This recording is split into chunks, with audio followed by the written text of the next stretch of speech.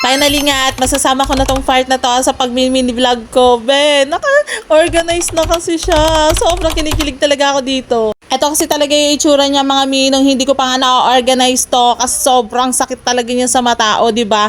Kaya pag nagmi-mini vlog ako mga mi, hindi nyo yan nakikita yung part na yan. Kaya yan, hindi na talaga kinaya ng powers ko. Kaya yan, yung pinag-ipunan ko talaga, ayan yung kinalabasan. May mga napapanood kasi ako mga mi, na sabi nga sa feng shui mga mi, basta yung mga ganon, na sabi kapag hindi daw malinis yung bahay, hindi daw naka-organize, hindi daw papasok yung mga blessing. Kaya ako, syempre, gusto ko ng blessing mga mi. Kaya ayan, nagbili na talaga ako ng pang-organize, tapos naglinis na ako ng bahay. Charis lang. Hoy, charot lang mga mi ha, naglilinis lang talaga ako ng bahay. Wala nga lang ako pang-organize. Yung mga napapanood ko mga mi, totoo daw talaga yon. Kailangan daw mga naka-organize daw talaga yung mga gamit, tsaka malinis yung bahay. Ito nga yung organizer mga mi, 2 weeks pa nga itong dumating sa akin. So ngayon ko pa nga lang bubuksan dahil hindi na ako masyadong busy.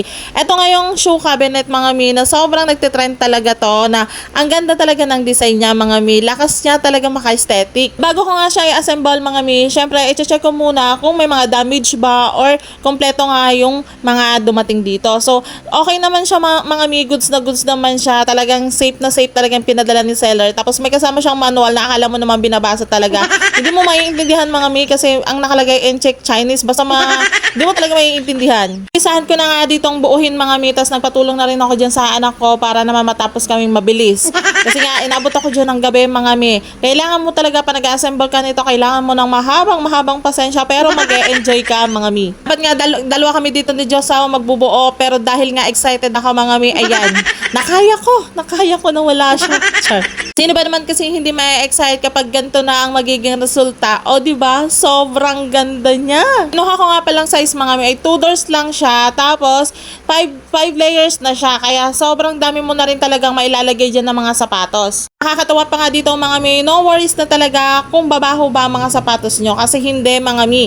Kasi meron siya yung sa pintuan niya mga mi, meron siya mga butas-butas. So breathable na talaga yung sapatos nyo dito. May isang pang sizes na to mga mi, meron tong 3 doors. Grabe talaga, sobra talaga ako kinikilig dito sa shoe cabinet organizer ko na to. Kung isa ka nga team kahoy mga mi, ay sigurado akong magugustuhan mo to. O diba, madami na akong sapatos na mga nailagay dyan. Kaya ikaw, kung gusto mo rin maging organize yung mga sapatos mo, ay mag-switch ka na dito mga mi. Sigurado akong magugustuhan mo talaga to. Finally nga at masasama ko na to sa mga mini vlog ko itong part na to. Hindi na masakit sa mata, sobrang ganda na. May gusto pa nga akong design na ilalagay dyan, frame or kung ano pang ilalagay ko dyan mga mi. Suggest naman kayo mga mi kung ano mas maganda.